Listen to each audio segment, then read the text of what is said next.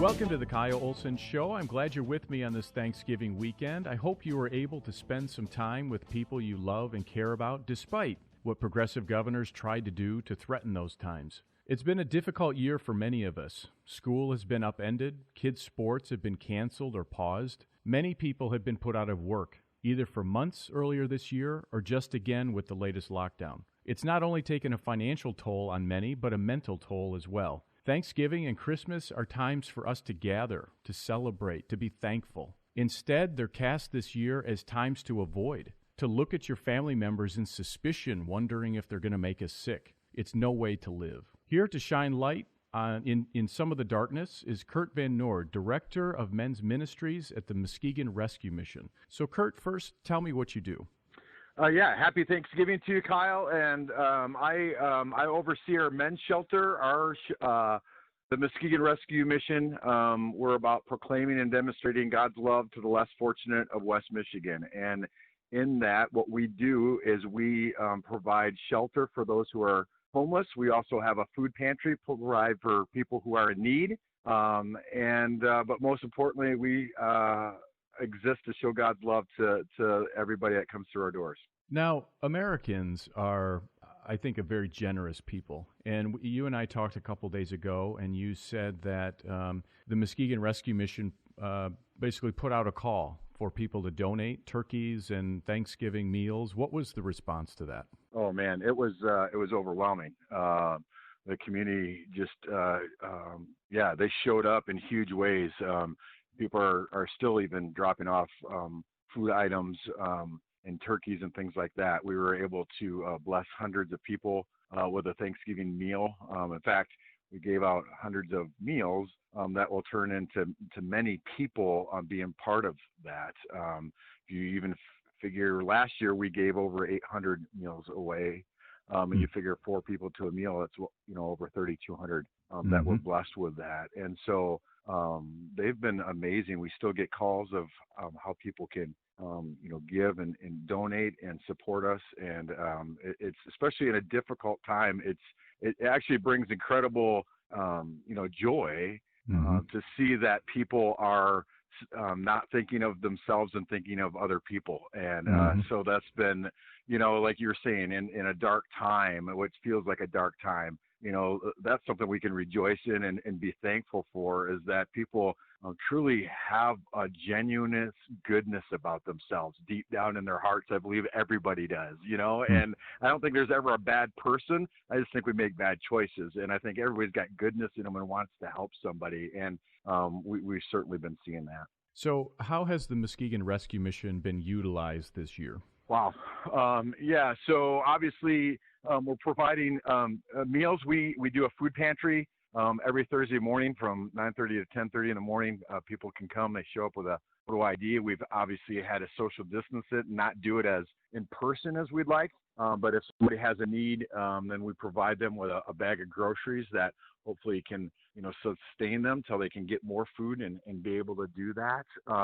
We also can provide clothing certificates and housing certificates to people who need them, and then allows them to be able to go to our stores at a discount and purchase the items that they need that they might not be able to do otherwise. It's easy sometimes, I think, to dwell on the setbacks that we have in life, especially this year. And the people visiting the Muskegon Rescue Mission probably have a lot of setbacks. What is your message to them? Yeah, it's funny you say that, because especially the last couple of weeks, what I've been encouraging them is to embrace the stink. This is crazy. This isn't fun. This isn't easy. But what are you going to do with it? You have an opportunity to turn it into fertilizer and see awesome things happen, or it can be a landmine. And that's what our encouragement, is to anybody that comes through our doors. And we know that you can't do it on your own, right? And so as a ministry, we know that can only be done with Jesus. And so we try to help them and lead them that way. People come in with all kinds of manure, if you will, just in their lives and difficult things. And we try to help teach life skills, help them walk through that manure, and try to help them use it as fertilizer the best that we can. So, and you sort of touched on the direction I wanted to head. So it's not just material things. It's not just meals. It's not just clothing, but it's mental assistance. It's spiritual assistance. What do you see in the people that come through the doors at the Muskegon Rescue Mission? How do you address those needs? Yeah, so we offer chapel to our guests. We always praying. We have Bible study. We have life skill opportunities for people. It all depends on what they need. We're trying to deal with each individual on an individual basis. For guys that want to really go deeper, we offer a discipleship program at our men's shelter. Our women do that as well. And we try to care for the person. And so the shelter and the food is just a way to help really care for the person. But truly, we know that dealing with whatever past hurts, past manure, if you will, addictions, whatever might be there, then we partner with also people in the community that are good at those things and be able to help care for our guests the best, because we want to care for the whole person, not just a night of rest, not just a food in their belly, but those things are going to, as we do that, that's going to help them to be more ready mentally, emotionally, and physically to do what it takes to be the whole person that they're created to be. Aside from just the obvious, numbers of people that you serve, how do you measure success? Wow, great question. To me, so for example, this afternoon, I actually had a guy who recently graduated our program, and he just moved into his apartment today. And he just stopped by and said, I want to tell you thank you. Thanks for all that you've done, and just so appreciative of that. Still, has like, wow, the unknown is out there, right? What do I do? Sure. What's going to happen? But I see success when a guy can move into his own place and go, you know what? With God's help, I got this. The mission, we still walk alongside them however we can and they need. I think sustainability. I always tell our guests that I love you, and I love to see you, but I only want to see you back here when you're volunteering. And so we're trying to do the best we can and provide them with the appropriate tools and resources so that they can live on their own and not have to come back and need us. If they do, our doors are wide open and we'll care and love on them however we can. And that's happened. But ultimately, that sustainability, where they're not so afraid when they leave, that they have confidence and, wow, I can do this.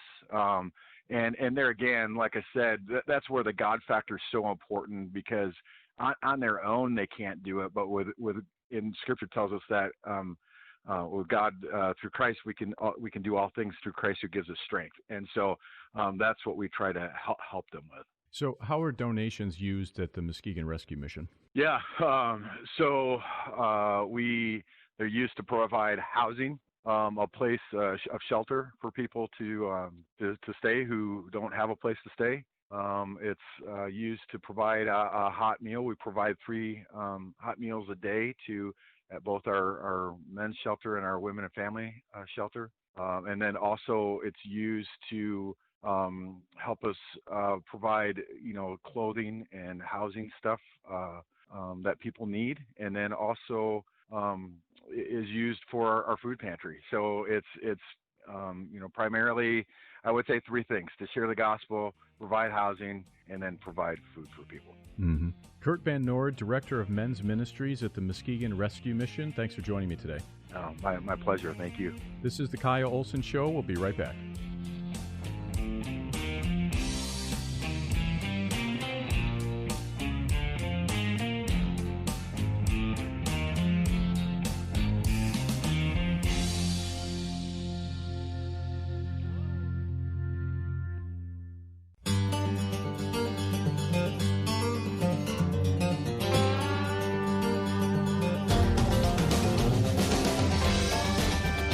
Welcome back to the Kyle Olson Show. We have been taught all kinds of terrible things about Thanksgiving. The settling of the New World led to genocide. The Pilgrims took advantage of the natives.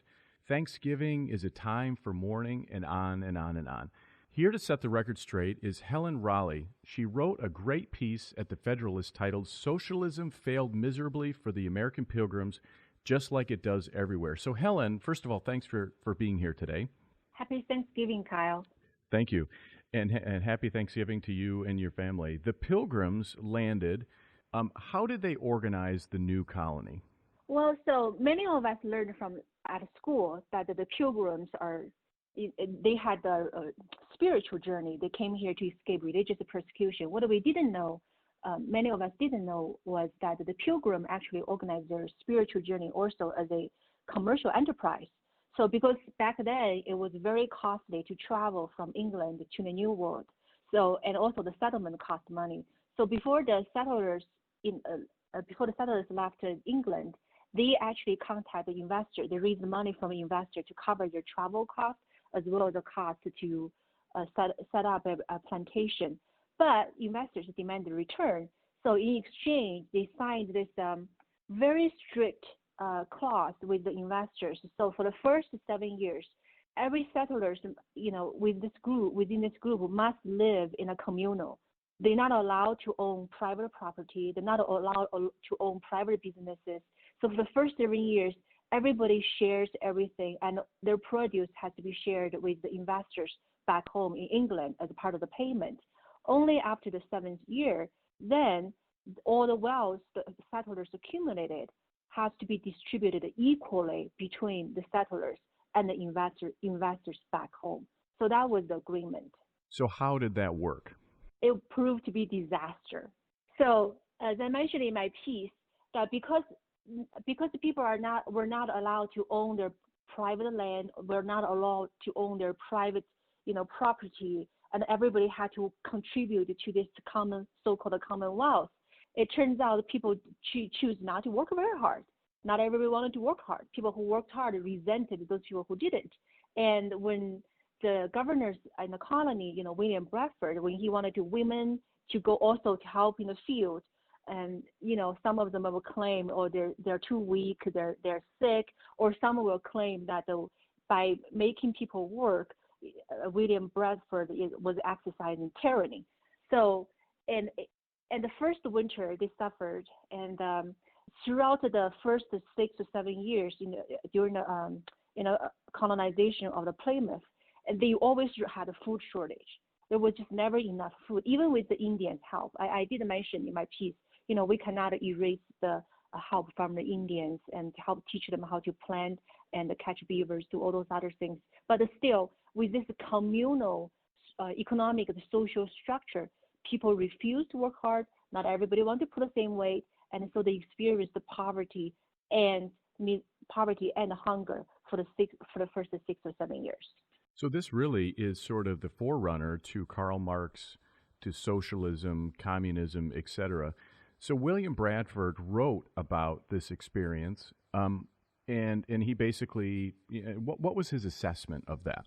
Well, his assessment was that because this communal structure, just like you said, back then, even though socialism, the phrase, the concept the phrase wasn't invented, but the colonization, the colony was very much, it looked like a socialist society.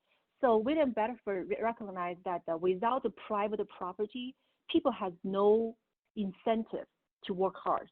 And so in his book, he called year after year disaster, he called a brainstorm session.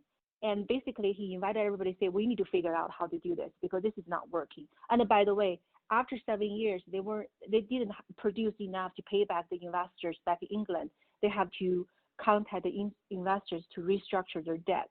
And so, anyway, through this brainstorm session, and they came up with the idea that instead of have everybody work for the common goods, quote unquote common goods, commonwealth, they're actually going to divide the land based on family. If you have 5 people, you get a land that can be cultivated by 5 people. So they distribute the land for individual families and make every family responsible for their output and for their own survival. And that has hugely changed the people's incentives. And he recorded in his book that people started working hard. Women who used to claim they were weak and sick now took their kids to the field to help whatever they can. Interesting. So the effect basically was everyone had he and the sort of the changes that they made unleashed everyone's potential and unleashed everyone's opportunity, and they were able to work for themselves and either work hard and do well or work not as hard and not do as well. Is that basically what happened? Right. So he basically introduced the private property as well as the personal responsibility. And there was no lazy people. Everybody worked hard. He recorded in his book that, people who used to claim that when he made them to work, that he was exercise tyranny, now eagerly went to field every day to work hard. Women took their their children to the field to help out whatever they can, and they enjoy the harvest after harvest. Since then, the Plymouth became one of the most successful colonies in North America. So what do you think is the big takeaway for America today?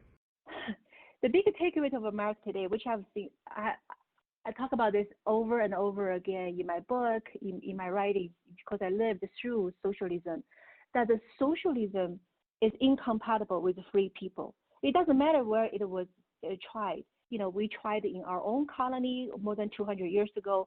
We tried in today's Venezuela. We tried in China. We tried in Soviet Union. We tried in Cuba. Everywhere you try socialism, the promises was always sounded, perfect. Everybody will have everything. Instead, at the end, it's always the same. Everybody will have the same level of misery and hunger. So America should say no to socialism. We don't need to give it another try because it has been tried. What is your personal experience with socialism? I wrote this in my first book, Confucius Never Said. I grew up with food ration. I can just give you a quick example. Food ration means that the government will decide how much each person can eat based on a very strict food ration system. Everybody will receive a coupon. So in my case, a little same age girl and a boy, a girl would receive about a boy would receive about 4 more pound rice than a girl each month. So I grew up with, I grew up with hunger. I used to dream about food all the time. And so, but my name was my Chinese name was a boy's name. So for a period of time, the government made a mistake. They allocated me the food ration meant for a boy. I was still hungry back then. And eventually, when the government realized they made a mistake, police showed up at our house one day, and he looked at our registration papers, and he looked at me. He recognized they made a mistake, but they blamed us. They basically made my family to gather all our food coupons together to pay the government back. So our entire family had to go on further diet, quote-unquote diet, in order to save enough food coupons to pay the government back. And so that was just a quick example of the tyranny of socialism. I think Americans, especially younger Americans, they don't have a clue about the reality of socialism and communism. We get this sort of rosy picture from Bernie Sanders and Alexandria Ocasio-Cortez and Elizabeth Warren, et cetera, of, free school and free, all of this stuff. But they of course don't paint the reality. And that sort of personal experience, I think Americans need to hear and comprehend and understand that when you start inching down this road towards, everything is free, quote unquote free, that's the direction that we're heading. Now, you wrote this piece for the Federalist 1620 project. Tell me about that. Well, our 1620 project is a countering to the 1619 project. You probably heard. The 1619 project, led by the New York Times, they tried to discredit the founding of the United States. They, instead of talking about the great ideas and the American values, they want to set the beginning of this great nation when the first slave ship arrived. I mean, there's no there's no debate today about the evil of slavery, right? We all learned about it at school, and there's, most of us, unless you are extreme far right, most of us recognize the evil of slavery, recognize our countries, had this dark past, and throughout for the last more than 200 years, we've been doing everything to try to, right the historical wrongs, through the Civil Rights Act, through the Equal Rights Act, things like that. So, but by the 1619, basically demeaning all the good things happen, this country and the value that we stand for. And they try to convince people this is all lies. America just has, this is systematic racism from the very beginning, and we never shook this racism off. We're institutional racism, and that's just plainly wrong. And many historians disputed with New York Times about they just misstate so many historical facts. So at our and there are other projects out there counter this project, like the 1776 project. At the Federalist, we decided that we want to talk about the good and the true beauty of the United States, about the founding ideas. So that's why we launched the 1620 project. We're going to talk about the Mayflower, and you probably read articles. We talk about the Mayflower Compact. We're talking about how, yes, we were not perfect back then. Our ancestors, our settlers weren't perfect back then. But the idea they brought over set the foundation for a free and prosperous society that we enjoy today. And we still have a lot of work to do, but we can always look back at those documents and the struggles of the early settlers, the mistakes they make, like the communal living, the socialism they try, and their triumphs, to learn from those historical lessons and take those lessons and guide our today's, actions. And those are the lessons we should teach our kids. You can find more about the 1620 Project at thefederalist.com, where you can also find Helen Raleigh's piece, Socialism Failed Miserably for the American Pilgrims, Just Like It Does Everywhere. Helen Raleigh, thanks for joining me today. Thank you, Kyle. And once again, happy Thanksgiving to you and your family. Thank you. Happy Thanksgiving. This is the Kyle Olson Show. We'll be right back.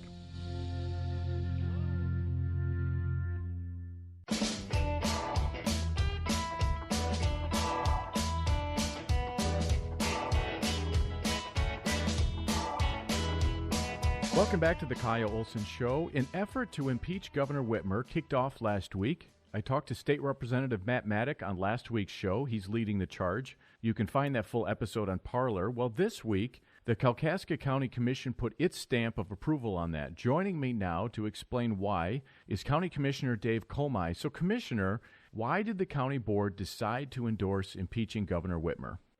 Basically, it's there's numerous reasons, but it starts with the violations of our Constitution, and then it goes from there to what went on. But let's start with the Separation of Powers Act. The executive branch doesn't make laws. The legislative branch makes laws. The reason why the legislative branch makes laws is they'll put the right scientific evidence to make things legal in the courts, where the governor just strikes a pen. So as we keep going here, there's just numerous things that go on. We have a problem in Kalkaska. The economic woes are just terrible. They're directly connected to an unconstitutional executive order. Well, let's talk about that. What impact have the lockdowns had on your community? Oh boy. We've got so many things going on. The licensing for restaurants is like way down. I think we're missing a third of our licensing right now. Talk to a gentleman from Bel Air Lanes. Mike, talked to him for a little while there. Really upset over it. Had closed his business down, barely had been getting by till now, opened back up and then closed him back down. Talked to a waitress here just the other day. Young lady is used to making very little anyhow. But unfortunately with this situation, it puts them in a situation where literally, what do I do? And that's the question they're asking. So those are like the impacts of it.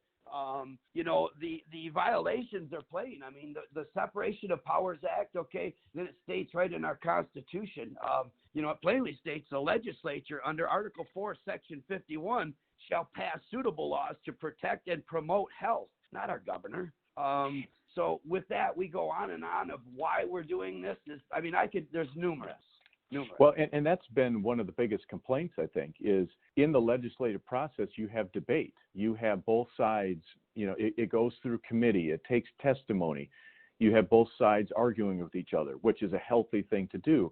Where if you have a governor issuing executive orders, she's only listening to a certain amount of people, and there could be some groupthink involved, and she just issues the edict and is not necessarily concerned about the impact that it could have on businesses, on schools, et cetera. And I've often wondered what science the governor is looking at, and no one in the Lansing or national media will ask that. What science are you looking at? They won't ask that. And I also wonder if she's looking at the science of depression and suicides and substance abuse and domestic violence, which are also on the rise since the initial lockdown back in March and April.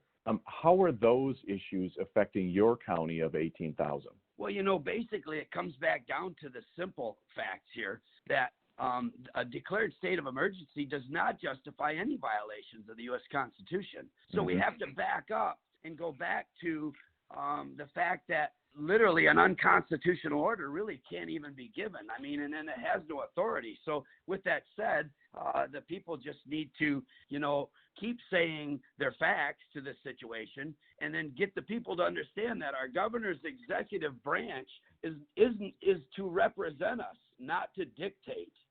So your county commission passed a resolution. It passed 4-2.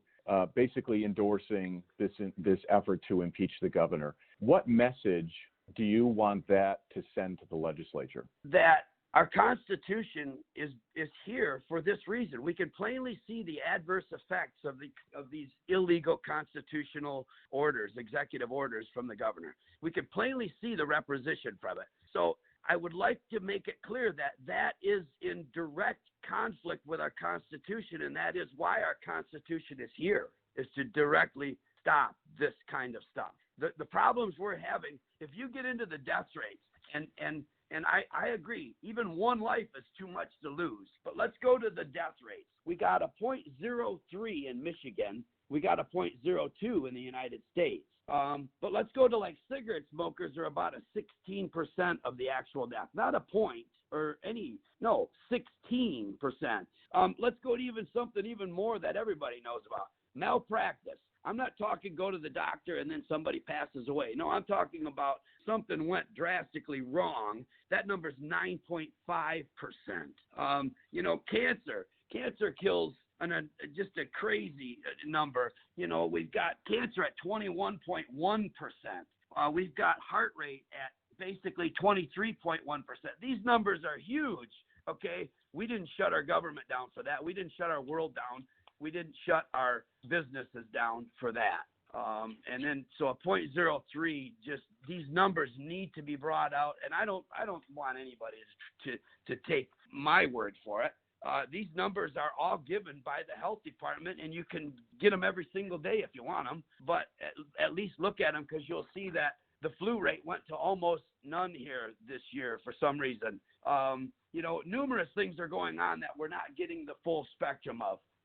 We have it plain as day in Michigan, where we have a Governor Whitmer with Attorney General Nessel and the Secretary of State Benson, and we actually have where they have issued governor orders to stop you from doing numerous things that they have no authority to do. And then farther down the line, it states that executive orders issued by Governor Whitmer are the primary cause of the financial crisis in Kalkaska County. And then we have the orders by Governor Whitmer in response to declared state are criminal acts of coercion and extortion against people in Michigan. I mean, they plainly went in and through the licensing and the Michigan Health Department went in, stopped you from assembling, practicing religion, engaging in commerce, and moving about freely.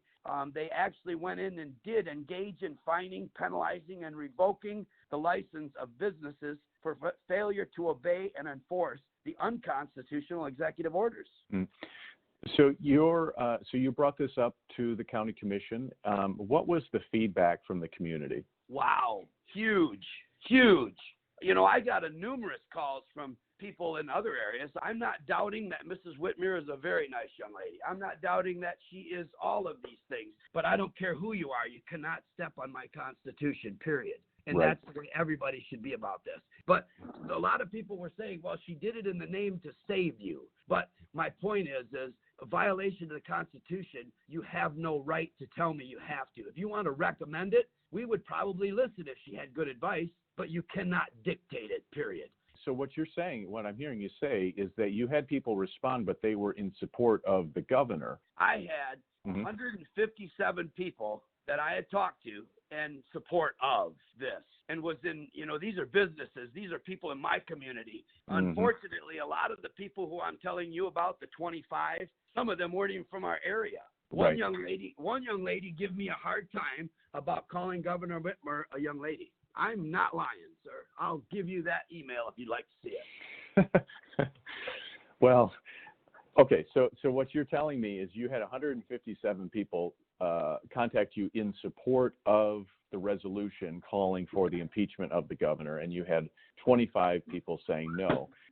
But what I'm hearing you say is those 157 people are directly impacted. Their businesses are impacted. Their schools are impacted. Their livelihoods are impacted by these lockdown orders.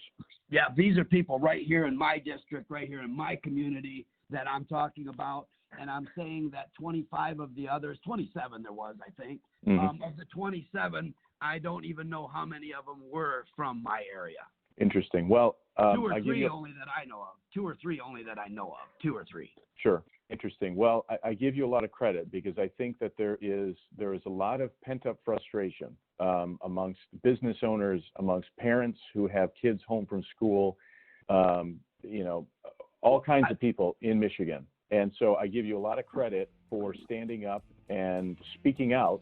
Kalkaska County Commissioner David Comai, thanks for joining me today. Perfect. I'll call you back again sometime if I have an update. Sounds good. Thank you very much. This is the Kyle Olson Show. We'll be right back.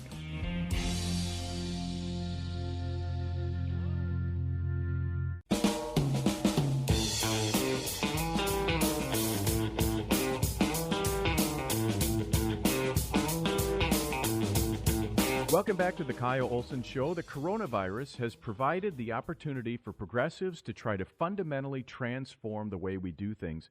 We saw that in Michigan with the dramatic increase in mailed-in ballots, didn't we? Here's Canadian Prime Minister Justin Trudeau. This pandemic has provided an opportunity for a reset. This is our chance to accelerate our pre-pandemic efforts to reimagine economic systems that actually address global challenges like extreme poverty, inequality, and climate change. Building back better means getting support to the most vulnerable while maintaining our momentum on reaching the 2030 Agenda for Sustainable Development and the SDGs. Canada is here to listen and to help. This pandemic...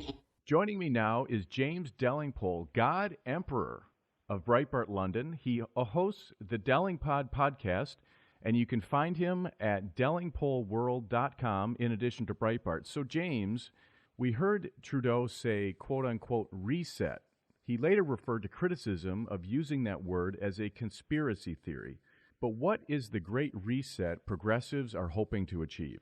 Yeah, it's interesting, isn't it? That speech that you heard is typical, by the way, of speeches you're hearing leaders and influence make around the world now. For example, you'll hear the same phrases used by Boris Johnson, the UK Prime Minister. You'll also see this used by Prince Charles, the heir to the throne. He'll soon become King Charles. Justin Trudeau, the Pope, I think, has used the phrase as well. Those phrases you heard being used by Trudeau are all code words, if you like, of the Great Reset. Build back better, for example, is the slogan of the Great Reset. The Great Reset is not a conspiracy theory. Or rather, if it is a conspiracy theory, it's a conspiracy in plain sight because these guys are talking about it all the time. It comes from the World Economic Forum, which is that meeting in Davos that all the billionaires fly to every year in their private jets. It's been described as the place where billionaires lecture millionaires on how ordinary people should live. And the World Economic Forum was founded by a German guy, a rather sinister-looking guy. I think, if you give him a Persian cat, and he would definitely be Blofeld in the James Bond movies. And this guy, Klaus Schwab, is his name. He's bald.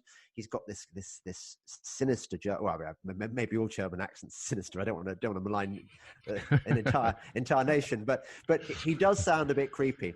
And Klaus Schwab invented the Great Reset, and the Great Reset it's a phenomenon known as technocracy.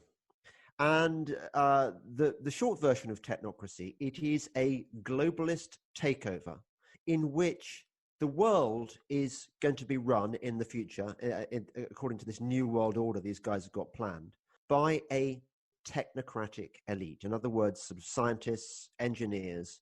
These guys think they have the secret for how we should live our lives, and they will control every detail of our lives. They will control how many vacations we take, what jobs we do, what food we are allowed to eat, above all, what energy we are allowed to use. So technocracy is an energy-based economy. It's actually it's quite interesting. I mean, we're going quite far down the rabbit hole here, but it's worth pointing out, for reasons I will explain, that technocracy is the first economic system which does not use a form of money as a means of exchange. I mean, obviously, native tribes have used cowrie shells and all manner of things, but this is a completely different economic system, which is dependent on energy allocation. Now, the reason I mention that is because I've been studying the green movement, essentially they're eco-fascists. I've been studying this for over a decade now. And what's interesting about the green movement is that if you look at issues like global warming, what you realize is that there is no scientific evidence for it. I mean, man-made global warming, catastrophic global warming does not exist except in computer models, in computer model projections. Now, fast forward from the last 30 years to the present year, 2020, and you'll notice that another apparently catastrophic global problem is dependent on computer models, and that is COVID-19. COVID-19 is actually no worse than maybe a bad flu year, but it's certainly not Spanish flu. It's not anywhere near. For a pandemic, very few people have died. Relatively few people have died, but the scare element of COVID-19 exists in computer models. Like, if we do not do this, if we do not lock down, if we do not muzzle ourselves, if we do not muzzle all our citizens, then the death toll will be ... made up high, scary figure. So you see what I'm getting at here. This technocracy plan started out as using environmental issues to increase the control of the world by this elite, this unelected elite, by the way. Now they are seizing COVID-19 as their excuse for this great reset. And it's not just the World Economic Forum which talks about this great reset, by the way. It is also the United Nations. The United Nations is intimately bound up with this globalist takeover. And it's not like they haven't been telling us what they plan to do. When they talk about sustainability, when they talk about wealth redistribution, when they talk about climate justice, all these are code phrases for something which I think will ultimately be worse than communism, worse than fascism, worse than Nazism, just because of its absolute constriction on the whole world. If this comes to pass, it will be like Aldous Huxley's Brave New World. We will have no political rights. Our futures will be decided by scientists. They will manipulate our world. They will dictate what we're allowed to do. This is not a conspiracy theory. This is already happening now. Now, I've told you far too much. I welcome any questions, because I mean, we could go in any direction from here, Sure. couldn't we? So, what is the enforcement agency, I guess, that would do this? Is it the UN? Is it country by country? How are they envisioning that? That's a really good question, because a lot of people want to, when they're told about this, what they want to go is, I'm going to come up with a reason why this isn't as serious a problem as you make out it is. You know, what would their motivation be? How are they going to achieve this? Let me tell you that this has been going on since the early 1970s. I mean, actually, it's been going on since the 1930s, if you count the original technocracy cult. But in its current incarnation, it was the brainchild of a guy called, you're probably familiar with this, with David Rockefeller, who was obviously one of the heirs to the John D. Rockefeller fortune, and a guy called Zbigniew Brzezinski. I don't know whether you may be too young to remember him. He was very high up in the Carter administration. And Brzezinski and pretty much the entirety of Jimmy Carter's cabinet all belonged to something called, and this is where it gets scary, something called the Trilateral Commission. The Trilateral Commission is the organizational uber power responsible for the Great Reset. And what the Trilateral Commission does is it places key ideologues, key influencers, key players in positions of responsibility and influence around the world. So you're right. A lot of these people have positions on the United Nations. Often these are guys involved in deal making, in negotiations with treaties and so on. So what you find is that there is this, and this has happened over a period of 50 years now. You get mission creep. You get even though we don't know often who these guys are, what their names are, or we think of them as kind of shadowy bureaucratic functionaries who do boring stuff that we needn't know about. While we've been ignoring them, they have been busy remaking the world. And every year that goes by, they gain more power. The Great Reset, Agenda 2030, as the UN calls it, gets more embedded in global politics, to the point where we've been captured without even knowing it. The whole of the system has been captured by technocracy. See, and this is where I think people tend to not believe it, because, and we're almost out of time, but before, all of these sorts of changes would be done through government systems, through regulations, through laws, etc. But now, when technology runs so much and controls so much of our lives, and the social media companies are a perfect example of that. Well, they're not actually the government's not actually banning you from saying that, whatever it may be, but it is the social media company won't let you say that, because they'll ban you, or they will, force you to delete that tweet. So what is the mechanism of enforcement? Is it through law, or is it through private companies? Let me give you one example. I mean, actually, the private company thing is a different problem, but it's a manifestation of a bigger problem. Let me give you an example. You and I think that that in our countries we have a thing called private property, don't we? And there's a phrase: "An Englishman's home is his castle." And you probably think that when you buy a chunk of real estate in the US, that belongs to you. This is not the case. You think about all the regulations, all the zoning regulations, all the things that when you buy a property in the US, there are very few parts of the US now where you are not subject to local regulations devised by your local government, which are actually a manifestation of, it was originally called Agenda 21. They changed it to Agenda 2030.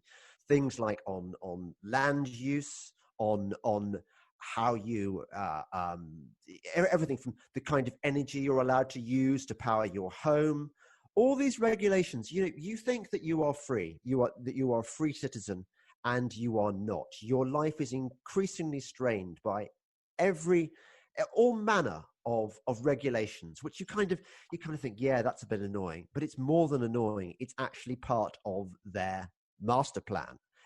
I mean, it sounds a sinister word, master plan, but I think it's absolutely true. These guys are thinking decades ahead of us. They've been, you know, they are the lizard-headed master race, except they are for real. And when I tell you just what this really spooked me, the Trilateral Commission included both President George H.W. Bush and George W. Bush. In other words, it goes right to the highest levels. And it's not just Democrats and liberals and lefties who are involved in this scam. It's the Republican swamp as well. We have a major problem on our hands, and I'm happy to talk about this again because we run out of time now. But people need to wake up to this thing. The Great Reset is real, and it's probably the biggest threat to our way of life right now in the world. Well, and I need to have you back because I think we need to spend a lot more time than what we've been able to spend. But James Delingpole, host of the Delingpod podcast and columnist at Breitbart London, thanks for joining me today. Thanks a lot. Find his work at delingpoleworld.com. Thank you so much for joining me today. For more of my work, go to Breitbart.com or find me on Twitter, Kyle Olson 4. Use the same handle for Parler, Kyle Olson 4, KYLEOLSON and the number 4. This is the Kyle Olson Show.